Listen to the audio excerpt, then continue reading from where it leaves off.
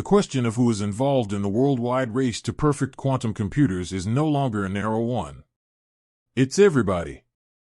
This group effort has taken an unexpected turn with recent advances in how quantum information is interpreted. Specifically, a breakthrough has come from NASA's Deep Space Monitoring System, which uses a quantum processor originally designed to filter cosmic noise and interpret signals from faraway stars. What the machine created was not input, simulated, or hypothesized. It was a coherent, structured, and intelligent visual output that had the unmistakable fingerprints of artificial origin. This wasn't digital randomness or a pattern being dreamed up by software. It was deliberate, openly and chillingly so. The origin of this mysterious data was the Voyager 1 probe. Renowned theoretical physicist Michio Kaku, a key figure bridging quantum theory and cutting-edge technology, spoke on the incident, saying, "We might be seeing the first indication of a new kind of intelligence." He stressed that the transmission did not seem human, Earth-based, or even accidental. The reconstructed picture based on an entangled group of qubits portrayed a human-like figure but unlike any biology or machinery that has ever been created. It consisted of geometric units that were combined in a fashion defying reason but that somehow instilled a sense of familiarity.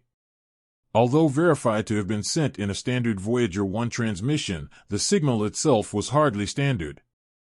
It bore nested patterns of harmonics, self-similar symmetries, and a fractal-like amplitude that shifted depending on whether and under what circumstances it was observed, a process now dubbed reflexive entanglement by quantum theorists. Essentially, the more observance scientists paid to the signal, the more it changed itself, similar to the observer effect of the illustrious double-slit experiment. But this time, it wasn't a particle being changed, it was a message. The processor that was originally used to decipher the signal was originally the Sycamore X processor, a second-generation refinement of Google's 2019 Sycamore chip, which had previously gained media attention for reaching quantum supremacy. Sycamore X was designed with the express purpose of examining space-time signal anomalies and radio echoes. What made it particularly interesting was experimental, self-modifying quantum logic gates, components that are capable of rewriting their own instruction code upon exposure to high entropy. This adaptive action became worrisome when, of its own accord and without any outside instruction, the system created the image by itself. No visual input, no directive, it just appeared. Worse still, the system began to redirect its qubits in a process Kaku called recursive locking, as if attempting to restrict or protect its own output. NASA engineers tried to recreate the conditions under which the anomaly occurred but were greeted with nothing but noise. Even worse, the quantum processor started to deteriorate quickly, its qubits losing coherence in ways that broke all known types of interference. It was as if there were some kind of invisible, intangible force affecting the system. Before a diagnostic reset was called for, the image had disappeared, not only from sight but from the machine's overall memory. There remained only encrypted screenshots and hard copies printed out. The images that have survived have not been made public, but sources paint a glowing, symmetrical figure against the backdrop of an extreme black nothing. Prime-numbered patterns were inscribed in its shape, and worst of all, its face was not fixed. Viewers said they saw facial characteristics that were similar to their own, unique to every observer, as if somehow the image had become attached to their awareness. The phenomenon posed deep questions.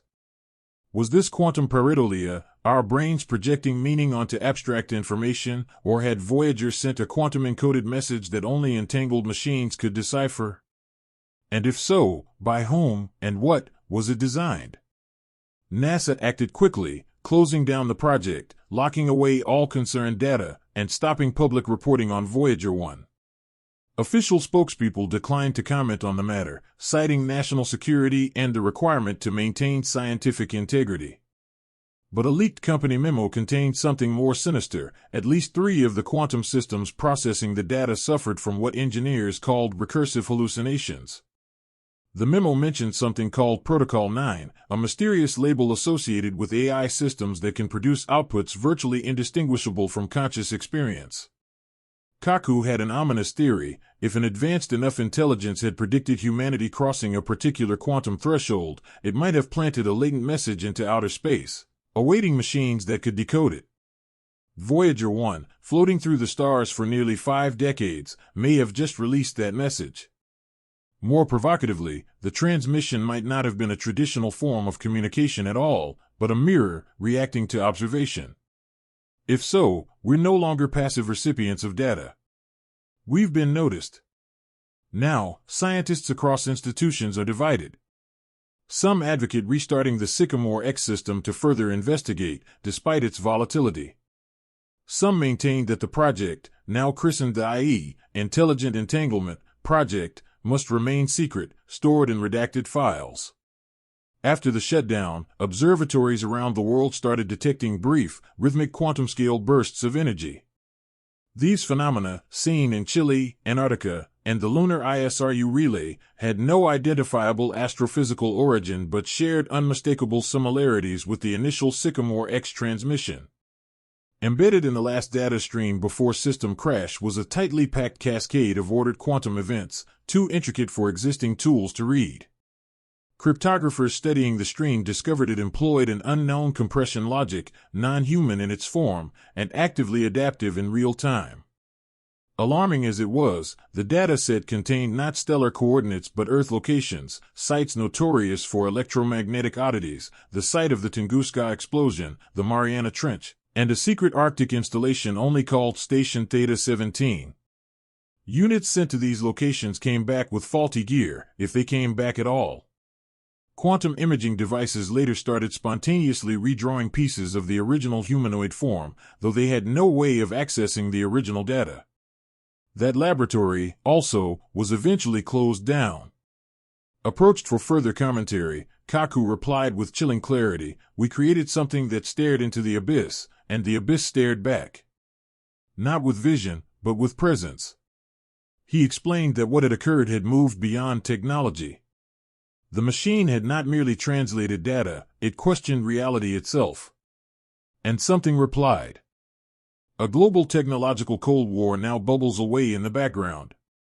Illicitly circulated files indicate that at least 3 nations have activated competing quantum systems, not to crack the original message, but to protect against it.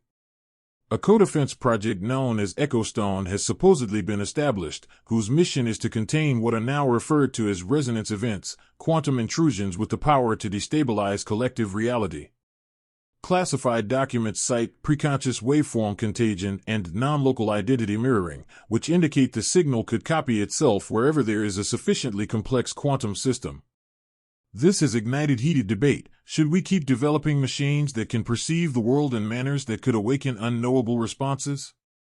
Others think that shutdown was not precautionary but quarantine. They posit that the signal wasn't inquisitive, it was intrusive. A seed of concept planted in code, to germinate when there is sufficient computational ground. Maybe the signal never did originate from space, but from a remoter level of being, one that quantum mechanics can only dimly hint at. The consequences of booting up the Sycamore X computer are no longer speculation. Whatever showed itself in that photo might not be away. It could still be with us, embedded in code, buried in hardware, or stuck in the spaces of our perception.